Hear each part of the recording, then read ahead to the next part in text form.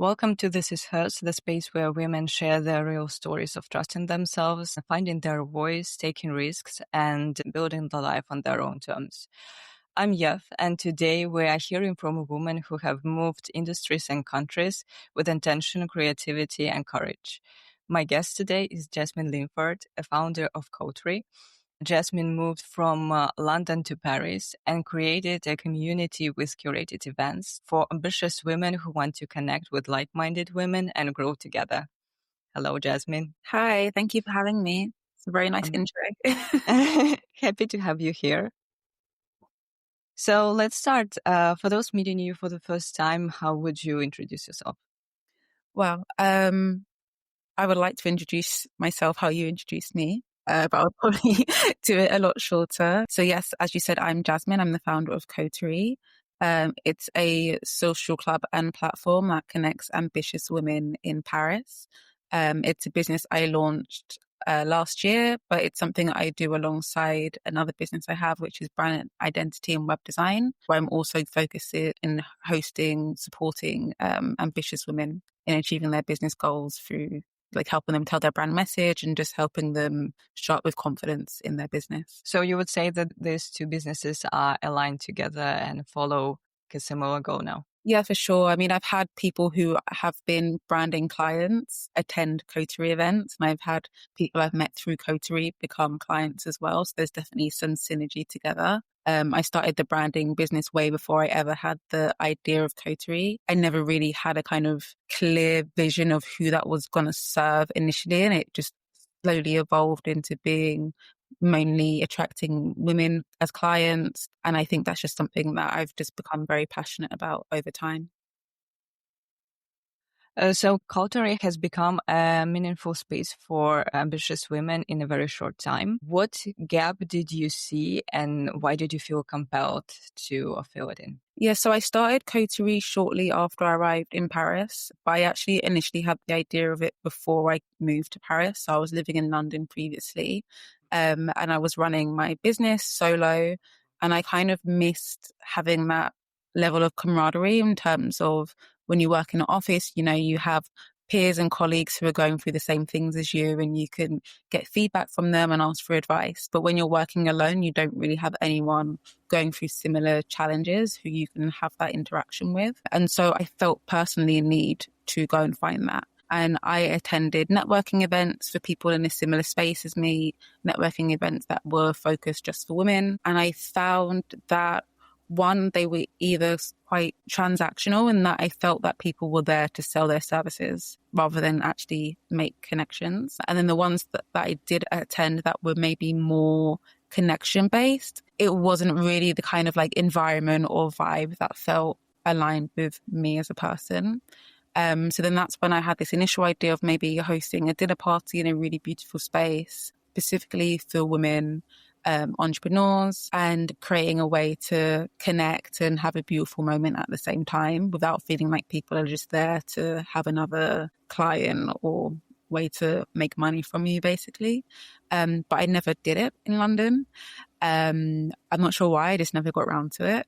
And when I moved to Paris, I was in a new place. I didn't know anyone here. So I tried all the typical ways of trying to meet people, like the friendship apps and Facebook groups. And they did work. I've met one friend who I'm very close with now through one of those apps. But I did also find that through that, you're just meeting people often where the main thing that you have in common is the fact that you live in Paris now. And that's not really something that you can expand on much more after a few interactions.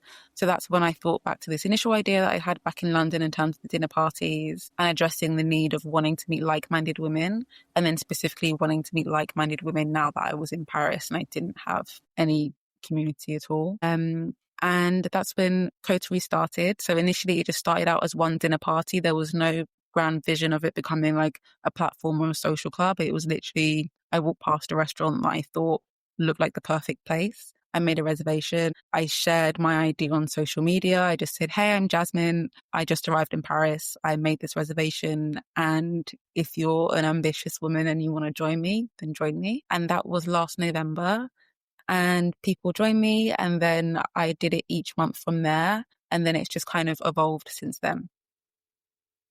So, what's your focus and mission when we are talking about coterie? Yeah, so I would say initially it was just to meet like-minded women in Paris. And since then, it's definitely evolved beyond that. So I want it to be a space where, yes, you can meet like-minded women, but you can also gain support and insight as well in terms of gaining information that can help you grow in your career or help you develop your business, and also gain points where you can not necessarily just strictly be focused on like driving yourself forward, but also doing those other things that help you as well. So maybe recently we hosted a workout session, or maybe one time you might host something more creative, like a still life painting, but those things still nurture you creatively and will eventually help you in business, but it's not directly just focused on strategy or something that's like strictly business focused. Yeah, and activity also helps people connect, I suppose.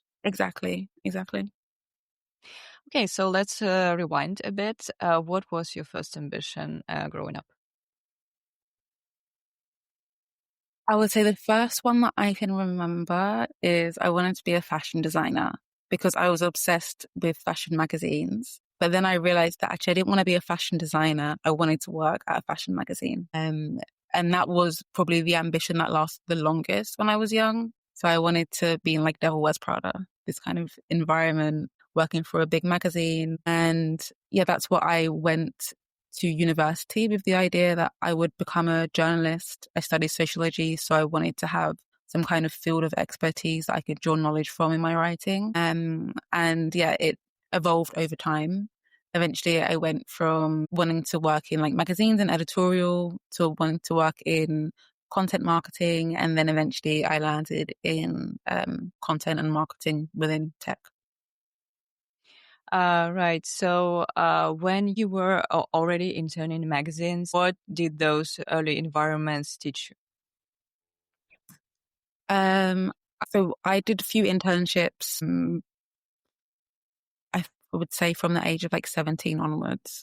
And it would be like 2 or 3, maybe up to a month. I think the longest one I did was 3 months at different publications, lifestyle publication. And I would say growing up, I still am to some extent, but growing up, I was like extremely, extremely shy. And being in those environments, it forced me to not be so shy, because especially when you're in like an editorial space at intern level, you're not necessarily doing this, but as you gain more and more experience, like your opinion is valuable, because that's the whole point of what you're creating. You know, you're creating content and writing articles that are about your opinion, and you want to come up with ideas and pitch ideas. And I think I was very shy in terms of, if someone didn't speak to me, I wouldn't speak back to them, which isn't great if you have an idea and you want to share it and you want to write something. So I think that's something that I definitely developed while there. But I would also say that maybe my shyness was also a benefit as well, because anyone who worked in like editorial or fashion industry knows that interns are not usually the best treated, and you get like the most boring tasks, like nothing physically draining, but you'll be like doing returns for fashion brands to photo shoots, and you'll just be going all over London all day and you're knackered. Because I was shy, you know, I wouldn't complain. Be quiet and get on with it. So everyone really liked me. So that allowed me to get better opportunities, because it's like, yeah, Jasmine will just do it. She's good. So it had pros and cons.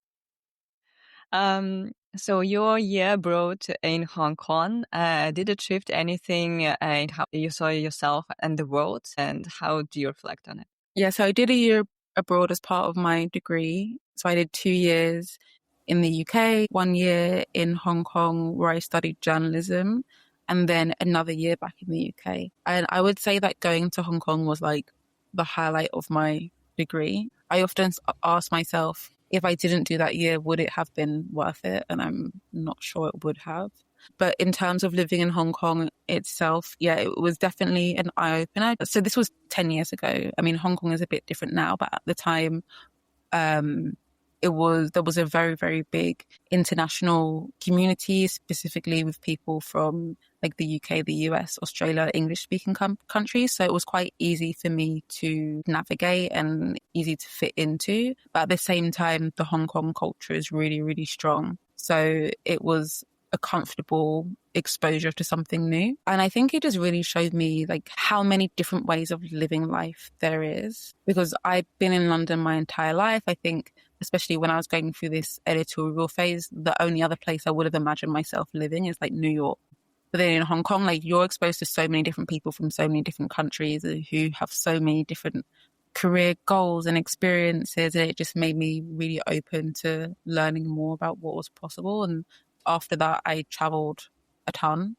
And again, those experiences did the same thing in terms of like opening my eyes and always also being open to living in other places. And I'm in France now. So yeah, it was very pivotal. I love Hong Kong. Like I'm always happy to go back there. I met my husband there. So it has like a very strong emotional connection to me, but it was like a world opener, you could say. All right. What was your first "I don't belong here" moment? Whoa. I don't know. I feel like I've had many. So thinking about the first one is quite difficult, but I think in many ways it kind of ties back to me being shy. And I've definitely been in environments that I think really optimize for extroverts. And there's moments where you're sitting there and maybe people are interacting in a certain way. And then for me, it's just so overwhelming to even comprehend that people can do that naturally. And then just thinking about how to get myself to that level was really hard.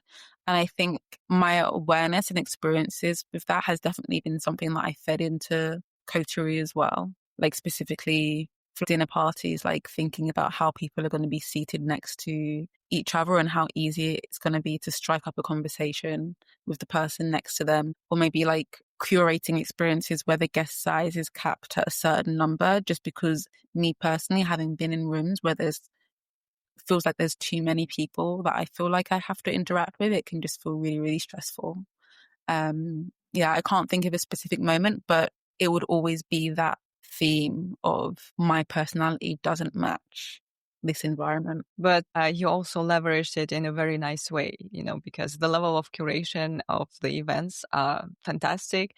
And the way that you really think through like how people would make a conversation, people who do not know each other, preparing the cards with the topics, etc. It really helps. So, like this, something that, was a little bit of a discomfort really helps creating this specific environment that is very positive and very beneficial. Yeah, thank you. You went from lifestyle editorial to content marketing to big tech. What pushed each transition? So the lifestyle editorial, that's what for a long time I envisioned myself going into. So that was very natural. I left university. That was like the first proper job opportunity that I had. And so I went for that. And that one was working for like a very, very small publication. It was literally me, an editor, and the founder. And so it was really small. The business had maybe started a year before I joined. So it was at the very early start of the journey, which was great because it meant that I was an editorial assistant, but it allowed me to actually still be able to touch on more things. And that's actually where I developed more of my skills in terms of like brand design and web design and visual design as well, alongside writing. I was there for about a year, and I think the small size of the team had its own challenges, and it wasn't necessarily the best environment after a little while to be in for me personally at this level of my career. And the next job I got was actually working at a company that my friend worked at, and she referred me and I got that job. So that was in B2B content marketing. So it's like the complete different end of the spectrum from where I was, because I was writing about like fashion and beauty and wellness. And then I was writing about operational excellence and cryptocurrency and all these different B2B topics just on the quite complete other end. But it was cool for me to see that I could flex my skills in completely different worlds and I could still be good at what I do. And so I was there for a while, and then eventually another referral. Actually, every job since then has been a referral. Another referral to Amazon. And that was copywriting. So I was still using the same skills, but in like a B2C context. And obviously Amazon sales focused. And then from there, I went to Meta, which was content design. So that's like copywriting and UX design combined, which was cool because I feel like throughout all these roles, I kind of started out very focused on writing, but the design elements like naturally grew. Like initially it was like me just kind of volunteering design, but then eventually it actually became part of my official role. And then I left that job quite quickly. I didn't stay for long because it's not really what I expected it to be. And I'd been running my brand design business on the side as like a side hustle. And at the time that I got the Meta job, I had already been kind of thinking, okay, I want to do this full time. And then I got the offer and I was like, that had been my dream job actually for a really long time. So I got the offer and I went, and then it wasn't what I thought it was going to be. So then I just said, okay, I'm going to go all in with the brand and web design business. And I did that. And I've been running that business for more than 5 years now. What was new for you in becoming a founder after years of content marketing jobs in other companies? I mean, in working for yourself, there's obviously a lot of freedom involved in terms of dictating when you work, where you work. And I think especially when you have a creative role as an employee, there's a lot of pressure to like manufacture creativity at a pace that it naturally doesn't actually occur at. And then when you work for yourself, or in the way that I work for myself and the structure that I set up, it's a lot more flexible, that I can do creative elements of work when I am actually in a creative mood than just do it when it needs to be done. So that was a big thing. But at the same time, you have all the cons of you don't have a steady salary and you're only paid if you have a specific client, where when you're in a company, it's just constant. But at the same time, I did really enjoy, in terms of having my own business, I do really enjoy being able to tie something I've created, like being able to say like, oh, that specific thing earned me this amount of money. And with that amount of money, I was able to have this specific experience. Like I really like to be able to see that whole picture. Whereas when you have a salary, like there's not a specific task that you can tie to X amount of money.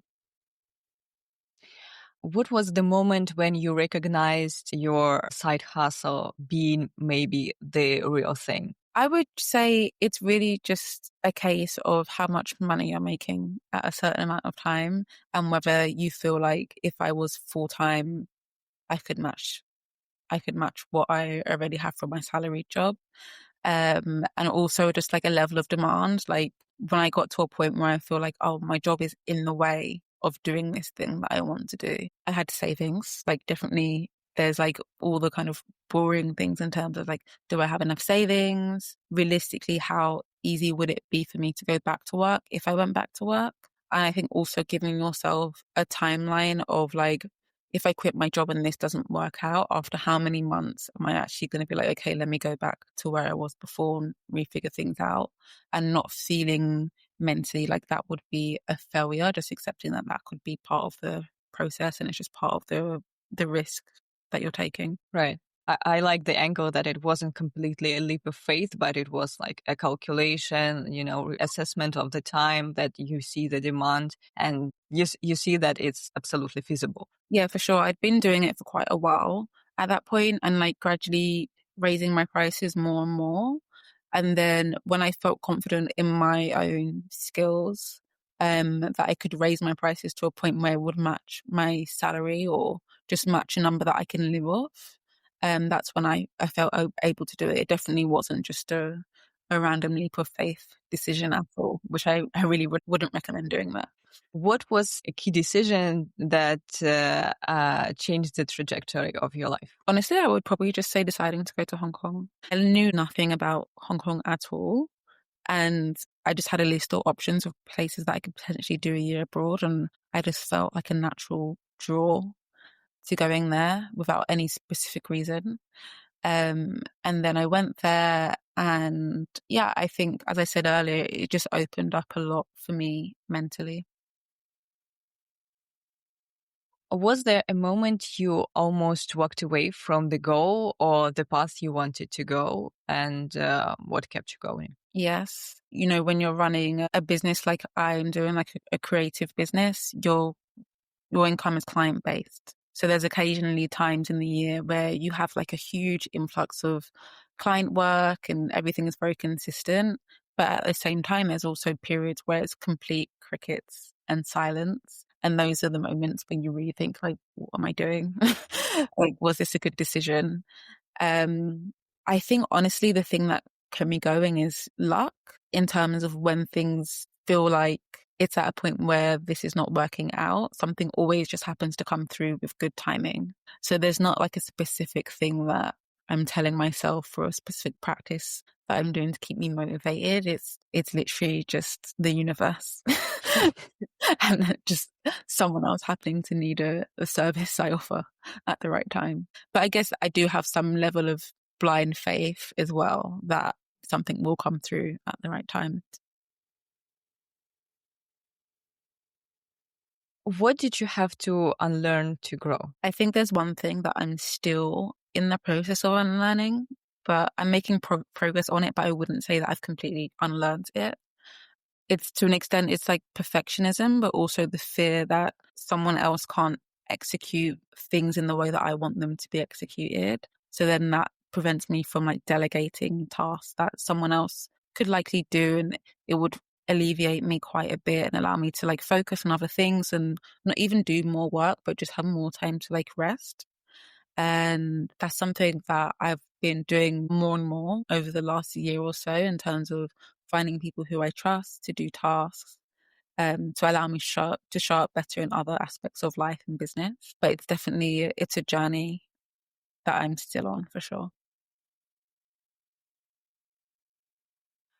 Did you ever have to struggle with people assigning labels to you? What were their assumptions and how did you manage it? I think the one thing that comes to mind is from childhood and tying back to the theme of, you know, being introverted and being shy. And that's definitely a label that was tied to me and it's completely true. But I think for me, the issue is more that it's often a negative label. It's like, oh, sorry, she's shy, or like, oh, you're introverted. And, you know, extroversion is often shown or spoken about as like a positive trait. I don't think one or the other should be considered more positive than the other. You know, they just both are. And I think for me, it took me a while to realize that it's actually not a bad thing to be an introvert or to be like ashamed of the fact that you're not the one to, you know, be the loudest in the room or to be the one to like drive the vibe of the room and, you know, to be that person who's like the automatic, I don't know what the word is, but just to be that person who's like naturally outspoken and outgoing. And that, yeah, it was like quite a empowering moment to understand that there's actually strength in being the opposite of that as well. Right. I can say that this is something that maybe was an issue for me too. I Mm-hmm. don't think that I was like labeled as shy, but I did definitely knew that like me being an introvert is something that um, limits me to a certain extent. And I was trying to also understand like how to navigate, like if I should fight it, if I should pivot it, should I accept it? What's the way around it? Because you're right. This is the system that really empowers extroverts, and this is just what it is. Yeah. And what helped me really, I have found a book. I don't know. I just saw it by accident on Tech Talks, I think. It was a book by Susan Cain, I think is Quiet. the author. Yeah. Same book that did the same thing for me. Yeah, it's the same book. Yeah, Yeah. I read that book and, you know, it speaks so much about, I mean, it's from a very American perspective, where I think when most people think about America, you think of like this extroverted character. But I think even not being from America, it's across a lot of cultures, extroversion is seen as the ideal way to be. And that book for me also, it really was like the moment I was like, oh wow, like it's okay to be quiet. Yeah, it's a good thing. Have you ever felt like an imposter or an outsider? Yeah, yeah. So, Um, but I would say, actually, interestingly, the times that I felt most like that have been in professional jobs, not working for myself, but working for other companies. And I always have this weird feeling of like, I've like tricked them into hiring me. It takes me a really long time. It can take me maybe like 6 months or more to be like, actually, no, I am really good at that. I know I'm good at it all the way through the interview process before I get the job. But as soon as I'm there, I just have this weird feeling of, am I going to meet their expectations? So yeah, it does feel a bit like an imposter thing. Uh, But I think in the work that I do for myself, in terms of like running my own business or running Coterie, it feels, I don't have that feeling because I feel like what I'm doing feels more natural. Like for Coterie, it came out of like a personal need. So like I'm just extending that. It's not like I've been hired by this company to do this thing. It's something that I'm naturally doing. And the same for the branding. Like I just loved doing brand and web design and things like this. So it's just like a natural thing that I'm doing. right, because your own company is an alignment with your personality, Yeah, pretty much. exactly. Yeah. How did moving from London to Paris reshape your sense of identity, personally or professionally? I would say I grew up in London. I was born in London and I'm very proud of being from London. So I think that's something that I never want to like lose as part of my identity. And I think it's also when you're somewhere else, like being in Paris, you become so aware of the fact that so many things that you do or the way that you think is like shaped by where you're from. And it just makes me like so much more conscious of it. But I think having had like so many different exposures and experiences in terms of like traveling to different countries, my mind is gradually like less and less fixed in terms of like the way I see things. So Paris, I don't feel like I've had like a major evolution, but I would definitely feel like I am to an extent at home in Paris because of the pace and the environment.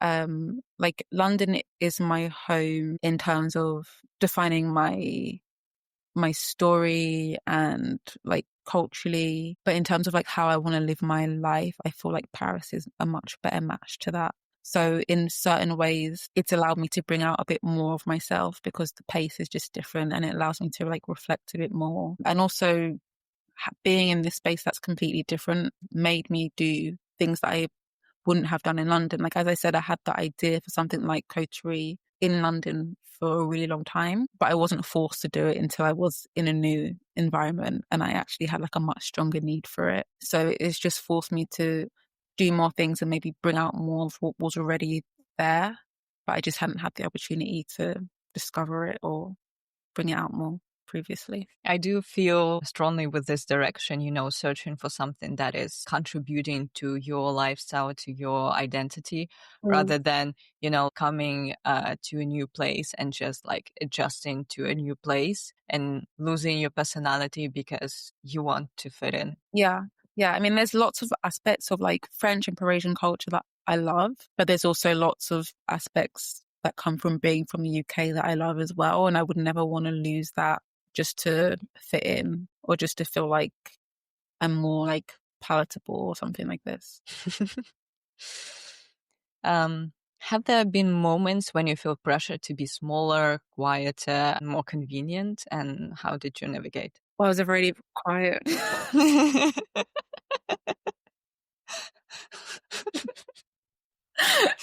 So yeah, I don't think I could ever be in any situation that makes me feel more quiet. But I would say, yeah, the only time that I maybe felt that is in those similar experiences where I mentioned having the imposter syndrome, where you're like maybe too scared to say something or do something in case the fact that you're an imposter might be revealed. Yeah, but I would say, yeah, usually it's a case of the opposite. Like there's situations where I feel like I need to be more loud and more outgoing. That's a much more common thing that I've experienced. But as I've grown older, I find myself less and less in spaces that I feel that way because I think I have more control about the spaces that I'm in and like more confidence in just not being in spaces that I don't feel comfortable in. And even when I am, like, I don't currently feel the need to be someone that I'm not. I'm kind of like, it's fine. I'm happy to be quiet over here. What's the bravest choice you've made in your career or your life?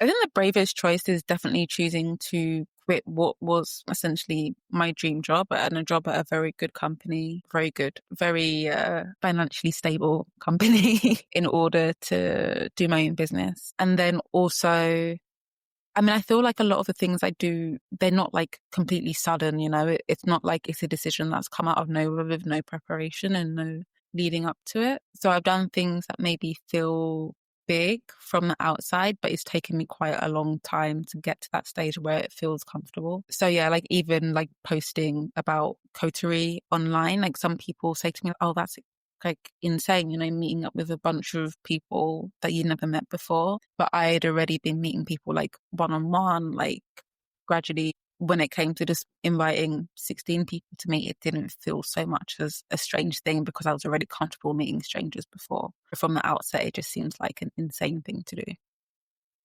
Right. How do you define success for yourself now versus when you started? I don't know if my definition has actually changed that much.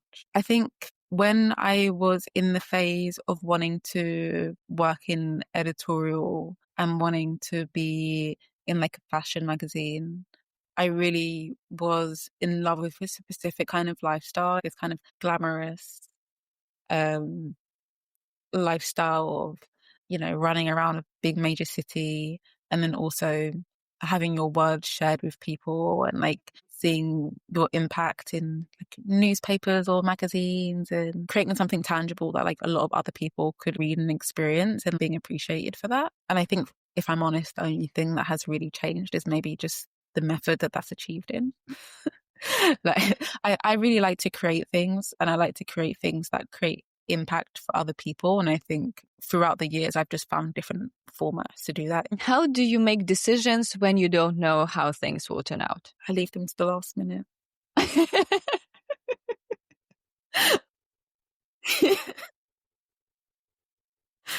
um, no, I say I leave it to the last minute, but it's more that when I'm making a decision, I want to distinguish like, is my decision based on like my emotions or my logic? And I feel like that sometimes takes me a really long time to distinguish. And I need to like sit on something for a while and be like, okay, how do I feel like this today? And then maybe I'm going to go to sleep and I'm going to feel about it differently the next day where I've like calmed down or like had more time to consider it. But I also, like, I often go to people I trust to get feedback as well, just to make sure, like, sense check my own thought system. Um, I think just really not rushing into things is really important to me. Yeah. Yeah, I do understand that a lot because when the decision is big, for example, something like very pivotal, Mm. I do like to just send it on the background and to keep it like, you know, mulling over in the head and to understand like how I feel about it, to really have time to process. Yeah. Yeah. I think that's good. The danger is leaving that for too long. Yeah. What did you have to protect in yourself to be able to build Coterie? Boundaries, for sure. So my intention with Coterie is to build a way for me to connect with other women and as well for women to connect with other women. And definitely I want it to attract a specific kind of woman, someone who's like ambitious, has already started their career, has some kind of idea or vision that they're working towards. So I think a sense of boundaries in the sense of crafting that community and myself being confident to allow it to grow in a way that stays true for that and not feeling like I have to say yes to everyone in order to keep everyone happy, because then that kind of like dilutes what's being created and the people who are already included in the community are not happy and they don't get what they're looking for. But also boundaries in the sense that, like, in order to grow Coterie, I'm very visual online. Like, my story basically tells the story of what I'm going to create through coaching, like my own experiences, my own goals, my own needs. And I think that's really important to communicate. But I think in creating that, maybe sharing more about myself online, sometimes maybe people can feel like they closer to you or more familiar with you than you actually are, because I don't know them, but they might have seen me.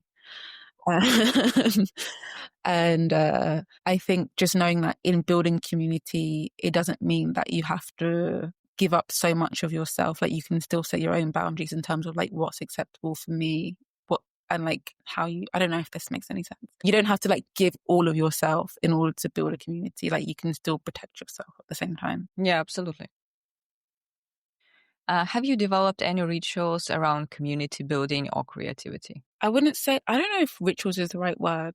I think it's more a sense of criteria. I think it's important to meet when focusing on like building community specifically and like creating those physical environments where people interact, like making sure that those spaces meet a specific criteria, and also that the experience itself has certain elements that help to make that experience do what it's supposed to do.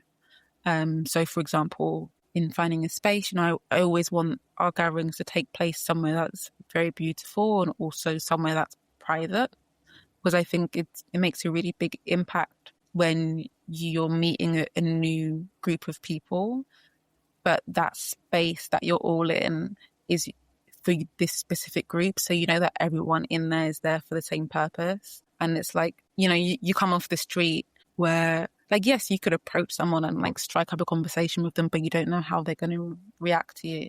But when you enter a coterie gathering, you know that everyone is there to be open for you, and like going through that door, it just creates a different kind of energy. And I think that's really important. And then throughout the actual gathering, like having points where people can introduce themselves and maybe things that will initiate a conversation that's a bit deeper in terms of the level, just to help facilitate that connection more. Yeah, I hear a lot of, ensuring psychological safety here. Mm-hmm. Yeah, 100%. And I think that comes from introversion and understanding the need for that for a personal experience. Right. Is there a self-check or inner rule that keeps you aligned when life gets busy? I think it goes back to what we were saying about decision making and like just taking the time to be able to think about things. Uh, I'm not always the best at it in terms of this specific thing, in terms of like life, when life gets busy, and maybe working out like how to prioritize different things, because I feel like I want to do every single thing. And this also goes back to the theme of delegation. I think there is a self check. I don't always listen to it. What grounds you when things feel chaotic? My husband, I would say, just having someone to go to and who can maybe, I know when things feel chaotic and you just have like so many different things going on in your head, and you can maybe sometimes reinflate different things or just not clearly be able to um like see things from afar. I feel like he's someone I can go to do that and like be like, okay, just relax, and like this is actually what's going on. And then that just helps me then look at that from his perspective and then reapproach it and just relax a bit more.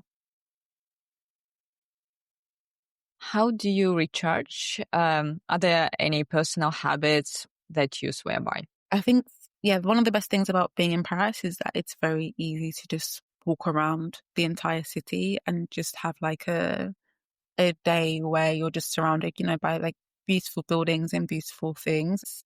Like I said, I try to do everything all the time. I also do try to make sure like at least one day of the week I spend time doing that. And it just kind of brings me back to reality, I guess, to basically appreciate like where I am now and what I'm doing now, rather than thinking about all the other things I need to do to go to the next stage. Right. I do feel strongly about that too, because walking really helps somehow to really unload the pressure and put your thoughts in the right order. Because, like when you are concentrated in one place and you are like existing in the same location, I think it's easy to get really confined within your thoughts, and the movement and changing the scenery a little bit. It helps this tension unclench and for everything to become easier, to feel easier, and to just let this energy be released pretty Yeah. much.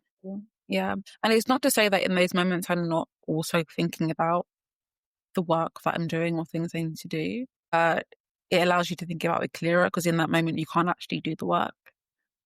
It's like then it allows you to like think about how you feel about things and think about different ways that you can approach things rather than just being at home in front of a computer where you're focused on like executing the task rather than thinking about the task. Right. For someone listening and feeling stuck, what's one thing they can do today? I would just say do the thing that you know that you need to do. I think often like, and I do this myself, like we say that we're stuck or that we can't do something or we're not ready to do something or we don't know how to do something. And actually we do. Like it's very clear what we need to do. And it's really just a case of like not being afraid to do it. That's the biggest thing. Yeah, so just feel the fear and do it anyway is my favorite phrase. And I think that's usually the biggest barrier. Yeah, I do agree with that. Do it scared is the best practice to keep Yeah, moving. for sure. What do you think other people should know about? About me, outside of work, I like to travel a lot. I've been to, I think maybe almost 45 countries now, many frequent more than one time, which is cool. So I'm very like inspired by other cultures, food culture, art culture from around the world. I'm a very big foodie, which is partly what inspired Coterie initially. Um, and as much as I like doing the gatherings and love like connecting with women in real life, I also enjoy time alone and enjoy my own company and yeah, finding the balance between the two. Yeah, introverts need to recharge. Yeah. What's one reflection that stands out to you? Like, what is a truth or a lesson that clicked everything into place in your life? I think it's what we mentioned earlier from Susan Cain's book about being quiet, just the acceptance that it's okay to do things at a different decibel level to other people and really seeing the benefit that having the perspective of someone who is naturally more inclined to be that way can do, and that it's important to have these two different, I don't know if you call them personality types, like temperaments in the world, and just embracing that. And I think that's really come through in like the way that I communicate in business on a personal level on lots of different ways, just feeling comfortable with just being that way naturally. What do you hope women feel when they walk into a Coterie event for the first time? I hope that they feel excited by the prospect of meeting people who they can connect with naturally, meeting people who are like them at the same time different to them to offer new perspectives, being inspired by the space that they're in. And I think most importantly, feeling welcome and comfortable that they can show up as who they are. What's something people would be surprised to learn about the real work behind Coterie? I would say that maybe from the outside, the branding and the content shared, it looks very glamorous and chic, but sometimes it can be a bit chaotic behind the scenes. And also like a lot of time I don't know if people can't see this. I like to think that to some extent they can, but a lot of work goes in behind the scenes to bring things to life. A lot of like communication, collaboration, operations, all these different things. The majority of it for now is just me.